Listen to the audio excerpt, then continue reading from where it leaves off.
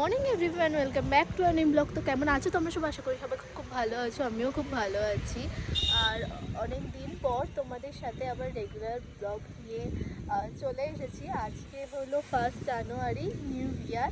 তো সবাইকে জানাই হ্যাপি নিউ ইয়ার। আর ছোটদের আমার অনেক অনেক ভালোবাসা, বড়দের শাস্ত্রোক্ত প্রণাম রইল।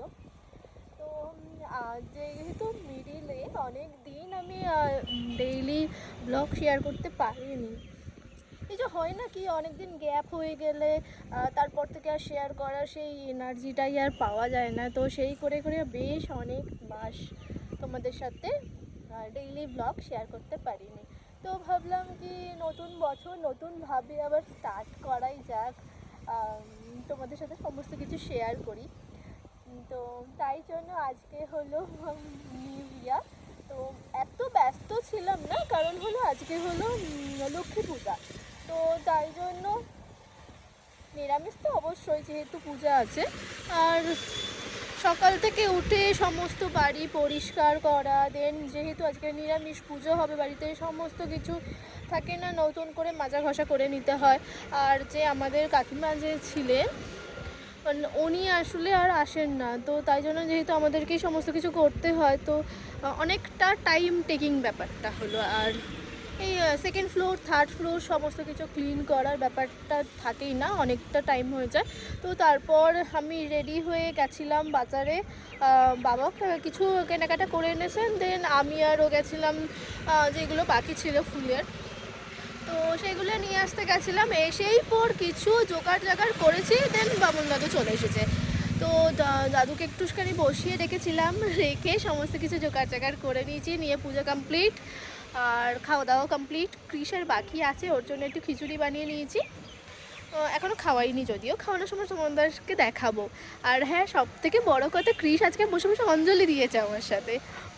ও অনেকটা বড় হয়ে গেছে, আস্তে আস্তে বোঝা যায় যে কত ছোট্ট ছিল আর কত বড় হয়ে গেছে। আসলে আমার ব্লগটা শুরু করা ওকেই নিয়ে, ও হওয়ার পর থেকেই ব্লগটা শুরু করা, আজ দেখতে দেখতে অনেক বড় হয়ে গেছে। আর হয়তো আমি রেগুলার ব্লগ করিনি, বাট আমারও 3 ইয়ার্স ব্লগিং হয়ে গেছে। তো মনে হয় না সেই দিনকেই করছিলাম, বাট অনেকটা লেন্দি।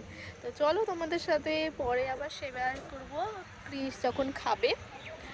আর এই যে আজকে এই শাড়িটা পরেছিলাম, এই শাড়িটা আমার বাড়ি থেকে দেওয়া হয়েছিল কার্তিক পূজাতে।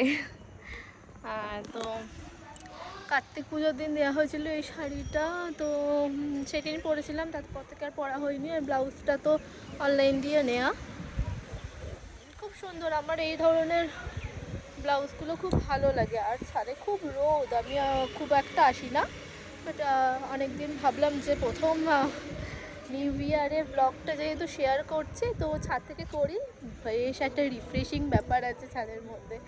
তো চলো তোমাদের সাথে আবার পরে দেখাচ্ছি, ক্রিস যখন খেতে বসবে তোমাদের সাথে কথা বলবে নিশ্চয়ই। তো চলো এখনকার মতো বাই, আবার পরে দেখা হচ্ছে তোমাদের সাথে। দেখো কি, এখানে যেহেতু পয়লা বৈশাখ আর প্লাস বৃহস্পতিবার পৌষ মাসে যে লক্ষ্মী পূজা হয়, তো সেই পূজাটাও একই দিনে ছিল, তাই জন্য সব প্রিপারেশন করেছিলাম। আর যেহেতু আড়ি বসানো যাবে না, এই কোনো একটা প্রবলেম দোষ টাইপের কিছু ছিল দ্বাদশীর জন্য হয়তো, তো সেই জন্য হয়তো আড়ি বসানো যাবে না, ব্রাহ্মণ দাদু আগে থেকেই বলে দিয়েছিলেন। তো তাই জন্য আমরা আড়ি বসাইনি, এমনি ওখানে আলতা সিঁদুর কৌটো ওই কড়ি পান সুপারি এগুলো দিতে বলেছিলো, তো এগুলো দিয়েছিলাম। আর এখানে দেখো ভোগগুলো এরকমভাবে দিয়েছিলাম, ফলগুলো না কাটার সময় পাইনি, এতটাই তাড়াহুড়ো হয়ে গেছিলো। আর এখানে রামনারায়ণ ঠাকুরকে সাজিয়ে দিয়েছিলাম।